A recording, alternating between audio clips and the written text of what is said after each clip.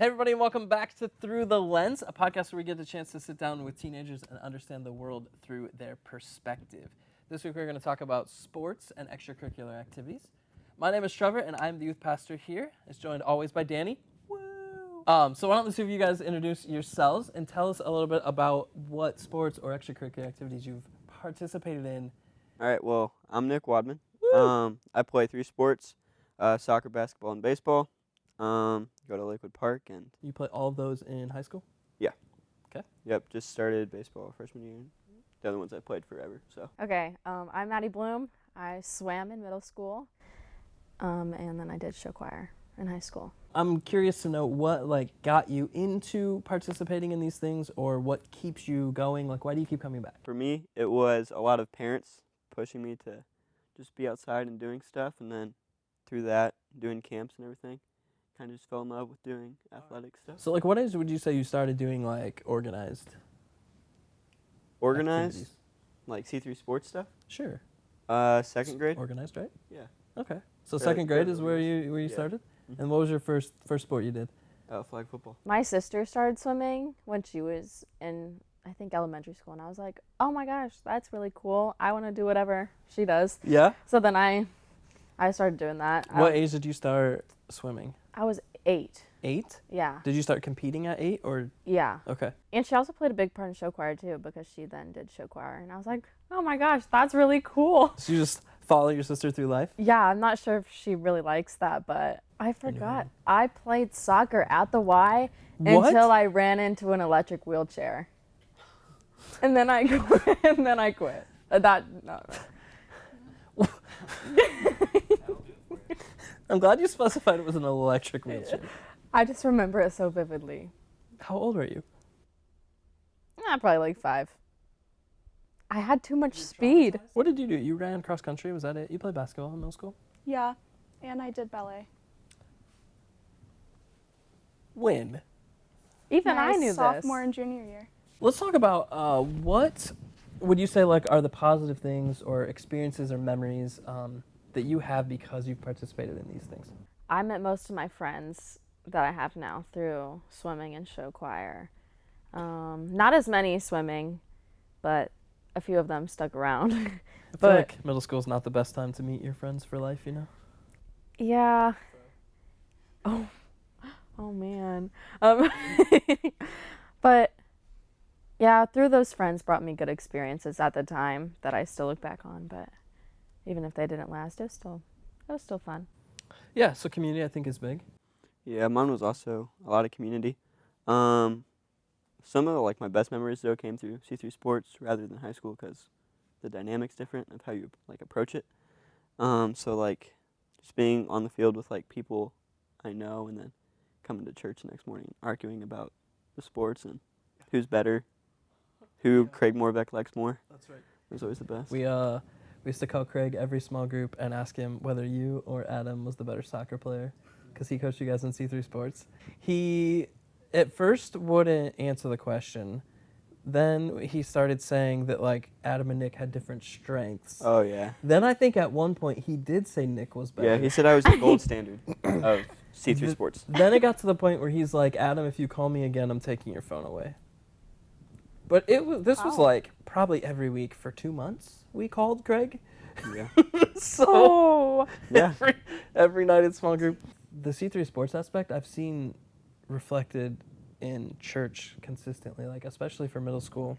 I think our middle school boys, it creates a different community when you guys have played C3 sports together than when it's just random middle school boys coming together. What else? What are some other positives that come from sports, extracurriculars?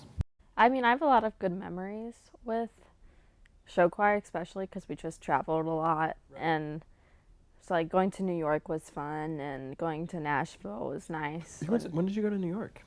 My freshman year, we went to New York. Okay. Yeah, and we competed in a little national qualifying guy, which we did win. Hey. But there was only 2 other schools there, and the other one wasn't even a show choir. So You guys have any life lessons you feel like you've learned through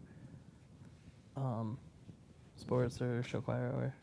definitely swimming. Swimming taught me a lot at such a young age. It's a really difficult sport to be in when you're so little, because you're not gonna like do good on absolutely everything that you want to. I would swim a race and then I'd do bad, and I would just find myself like crying after every single race because I was so mad at myself.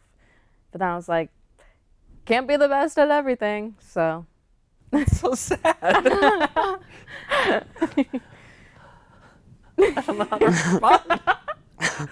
Just crying every meet. Oh. It's okay, I was fine. Would you say that played into one, like, you quitting swimming? Yeah, definitely just how competitive it was individually. Because show choir was so much more of a team aspect where if we didn't do good, it was blamed on all of us, while swimming, you blamed it all on yourself. But Right, because you were pretty good at swimming, weren't you? yeah. It was okay. You're trying to be humble here? Yeah, I was No, okay. I wasn't the best. Like, I would swim as fast as I could, and I'd still get knocked off of, like, state relay teams. I found myself as the alternate multiple times. Okay. Which that sucked, because I would just I'd stand there and watch them swim. Be like, I'm just here just in case one of you guys, I don't know, something happens. But Nick, do you have, like, life lessons, things you picked up on because of sports, things sports have taught you over the years? Being a lowerclassman on, like, my freshman year, our soccer team Mm-hmm. went to regionals, which, for being a small school, it's kind of like a big thing to make it. It was a team filled with a lot of talented seniors. At the beginning, felt like didn't really have a role or anything, but still, like, dressing varsity, being just on the team, I had to do something, and so it kind of taught me just being a role player matters. Doing your thing and doing the most you can to help the team. Like, being the star isn't needed all the time if you're doing what needs to be done. You'll be successful there, if that makes sense. It's like extra deep there, Nick. My bad. Just kind of went Did you for look it. at the questions before? I did. Oh, Yeah. wow. I know. I was prepared. No, I think that's an interesting, like, pretty deep life lesson of, like, it's sometimes really hard for us to accept, you know, like Maddie was saying, like, that people are better than us.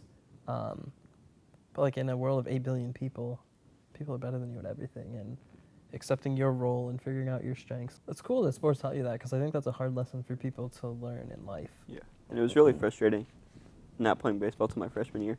Right. That came in big then, too. It's just not, like, being very talented at the sport. But it's still... Wow. we're both just awful at what we We're do. getting a lot. Guess we should have found someone good to come in Right. and talk, right? Like, just doing what I can to help the team. And so you're like the hype man in baseball? I was my freshman year. And then I started my sophomore year. There you go. You went from the hype man to starting? Yeah. Do you have a hype man that follows you around now? You gotta teach the Clayton. underclassmen. Clayton. Clayton. Yeah. Clayton fills that role. Nicky Dubs. Yeah. I think you need a new hype man. Yeah. Clayton's all you got. Yeah. Do you guys have like coaches or like mentors or teachers who like left some positive impacts on you? The last swim coach that I had played a really big role in, like, I don't know, my attitude. So the sort of in, like last- middle school? Yeah. Okay. He kind of knew I was, like, getting sick, like, tired of it. And he's like, just go do what you want. Like, the worst thing you can do is regret something. And so, I don't know, just having him be, like, more of a person, like, role model figure than, like, a coach telling me what to do, that meant a lot to me, and it helped me out a bunch. And then one of my show choir directors was really nice and sweet and taught me a lot about, like, who I want to be and how I want to, like, lead other people. So Through soccer and baseball, I mean, just in general, going to a Christian school, the standard for our coaches is different than maybe at public schools. So they kind of instill in us, we're not just playing for us, but glorifying God and what we say, and like through our actions and stuff. So that's always been good through sports. I mean, Yeah. coaches really never let you slip on that. So it's been a good thing. Are there any sports that you guys wish that you did or did not do? Like, wish you tried or have one that you regret? Yeah, for me, I wish I would have just went for football, because football's my favorite sport, but I don't play it. So I wish I would have just tried it, because for me it was always like the mentality of small bodies don't like when big bodies hit them and land on them. That was kind of my thing, is I'm too small, Jordan was small, and he still Jordan's played still small. football, and Jordan, yeah. Was he good at it? No, but Oh, he still well. played it. Yeah. So just wishing I would have gone for it then when I was younger, and then seeing where I would have been now. Nah, I don't really regret anything. Yeah? You good with sports you played? Yeah. I mean, I knew I wouldn't be good at basketball. Why not? How much of like your time would you say being involved in these things takes? Okay, I'll start. Is this a touchy subject? Maybe just a little. Okay. It's okay. I did both show choirs my sophomore through senior year, and so that changed a lot of like how much time it took up. January was our busiest month. I was at practice from 4 to 9, Monday and Tuesday. Sometimes they would add practice on Wednesday. I would be back 4 to 9 Thursday. Friday night we would have our preview shows, so I'd be there all night rehearsing for the show. Wake up the next morning, go to a competition, that's an ND, and then probably end up staying the night, go home Sunday. And then it just over and over again. So how many months does that schedule last? Well, we start practicing in like August, and then You guys start in August? yeah, right before the week before school starts, Okay. and then it goes all the way up till the end of May, or the middle of May. So your season runs the whole school year? Yeah, there's no ending basically. Okay. You get the summer off. Mine's all 3 seasons too, and then through summer, you have basketball shootouts, soccer 2-a-days, soccer games up at Krieger. So it's pretty time demanding.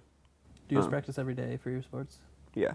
Wednesdays only go till 5 though because we get out for youth group time normally. Oh, okay. Yeah, So what time do you normally eat? till 5:30. I mean, it's fun. Okay. It takes a lot of my time, which kind of stinks because like what she said, you can't really get a job. Right.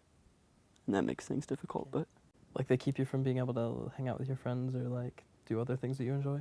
Not really, because all of my friends your are friends are there there. with me. For like the people who definitely like at church, show choir kept like during competition season where I am spending the night in Indy. I could never go to church the next morning, so I would miss all of those people, and that wasn't great. I just know I've heard some students share that they don't see their friends for 3 months when a sports season is taking place or show choir season. Or so there's obviously a lot of positives that come from being involved in these things, but I think there's also some negatives that I've seen from you guys express over the years, and so I want to talk a little bit about that. Like what are the negatives either of being involved in some of these things or the culture that surrounds them? For show choir, one of the bigger things that was like bad was the stigma around like show choir, since a lot of people now in like high school just glorify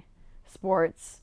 Like if you're athletic, you're the best. If you're singing, that's lame and dumb. What we say is like you don't want to be like a show choir kid. You want to be a kid in show choir. Which I mean is kind of sad, but like that's just the world we live in. Like yeah, people were made to feel lesser because they weren't playing a sport. You were in show yeah, choir. yeah. for me, it was kind of losing enjoyment in like what I'm doing through like if that's coaches or my teammates, just kind of taking the fun out of it. Because I kind of noticed going from playing middle school and like C3 sports, then doing like high school sports that people, like she said, glorify. It changes the standard of like or expectation of how you should act. C3 you could just go out and have fun and everything. You get to high school, it's like doing this to like win, and winning's great, don't get me wrong, but when it's over, like I don't know how to say it, but like Yeah. It's not the winning that matters, really. yeah, right, Right. just takes a lot of the fun out of it. Hearing you guys talk, like the things that were special to you are the people you made friends with, the experience of doing it together. Like never once did you guys mention like winning and what was the thing that you remember, and yet that's all that our culture pushes in that area is winning and being the best. And do you think that expectation removes the fun from it. Yeah, for sure. And like I've dealt with that too. We had a director that was definitely an interesting one. Yeah. Where at times they would totally take the fun out of it through like their words, like what they would say to us, and it would definitely put a damper down on like the whole group, and which I mean doesn't help us going forward at all. It was pretty much to the point where to motivate ourselves we had to like rebel against them. So yeah.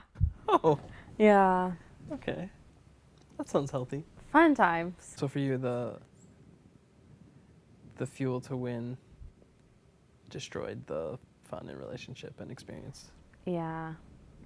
Like I feel if they were nicer, it would definitely would have been much more of a loving environment and people would want to do it more, but Would you guys rather be the best team or practice a little bit less and be mediocre?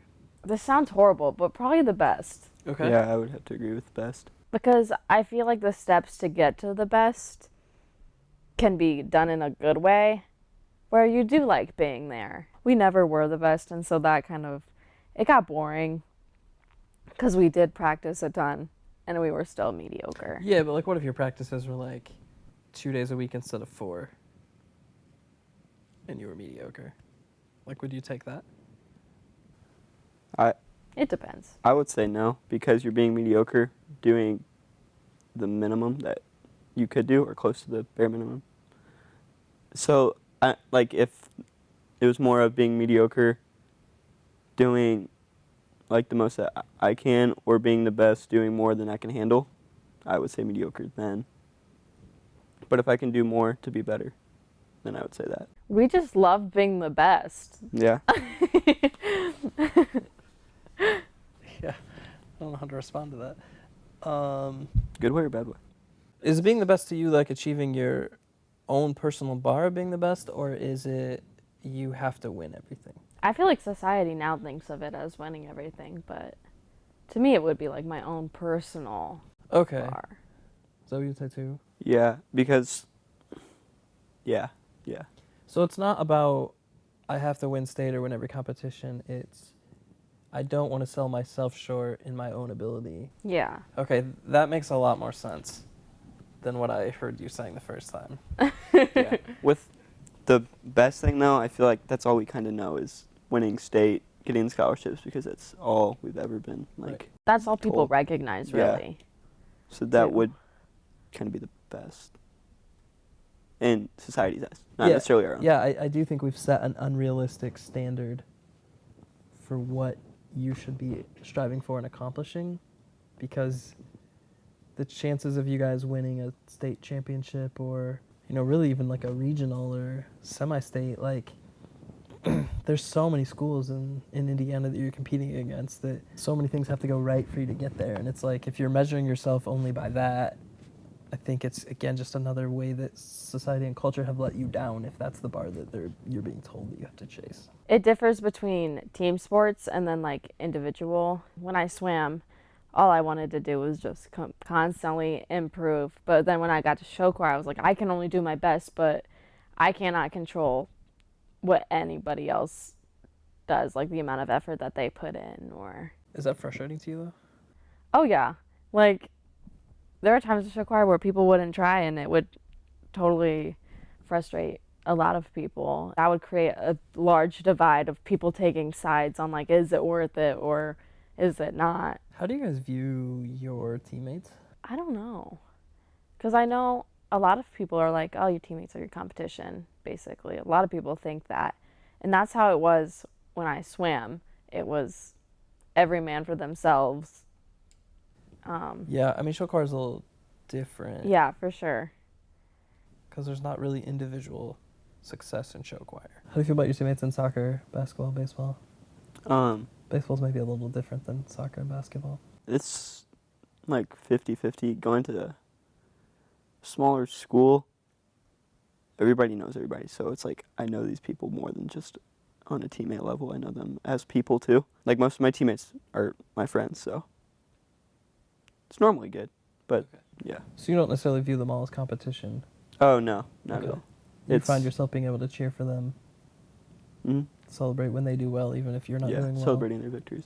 What is 1 or 2 or 20 things, if you want, that you would change about the sports you are a part of, the culture of those sports, the things that are pushed? Like, what's something you wish would be different? I feel for show choir, it's like pushed to have so many people in one group.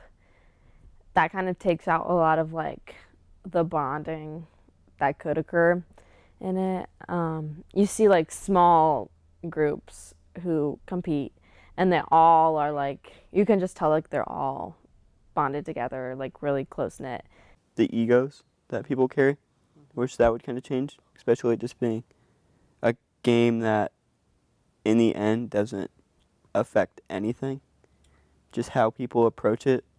And also, I love parents that are very invested in sports games, but when you're at a high school game and you think it's life or death and it's really not, it gets annoying. Another thing I would change, for sure, would be in show choir or just any other activity, I'm sure.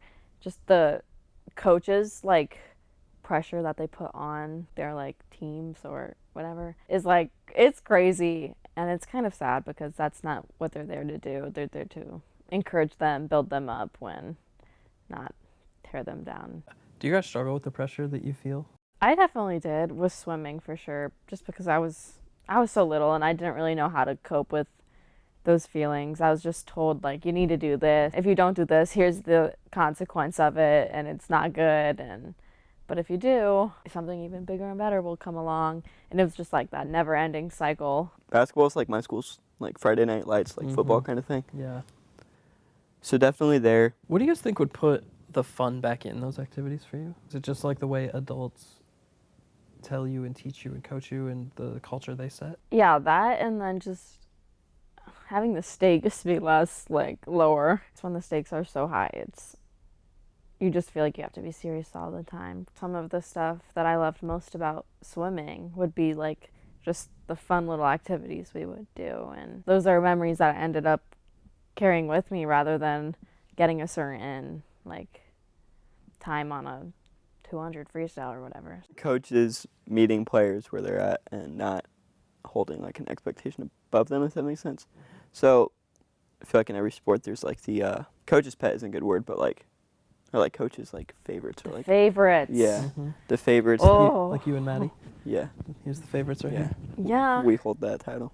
But are like that the coach wants everybody else to like reach that level. Or I'd like to see coaches come down to the players' level and then help the coach help build them up to get to that. I feel like players are often left out to just do their own thing. Do you guys have any like other final thoughts? I feel like you shared some really great stuff for me, to me, for me, with me.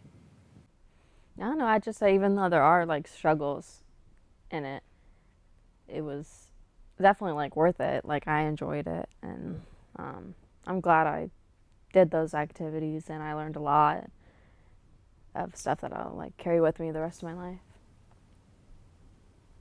Yeah. Agreed. Okay. Cut. Thanks for listening or watching. Gotta tell them about that like and subscribe button. Go ahead, like and subscribe. Smash that like button right Yeah. now. Comment down below. Ring that bell for Your story. notifications. Right. We have a giveaway. We have a Yeah, we have a giveaway. LED lights falling out. Yeah. Nick's gonna give one-on-one basketball lessons. Yes. If you are the top comment. Yes. So make Sounds sure like a you plan. make sure you comment. Yeah. Woo! There we go.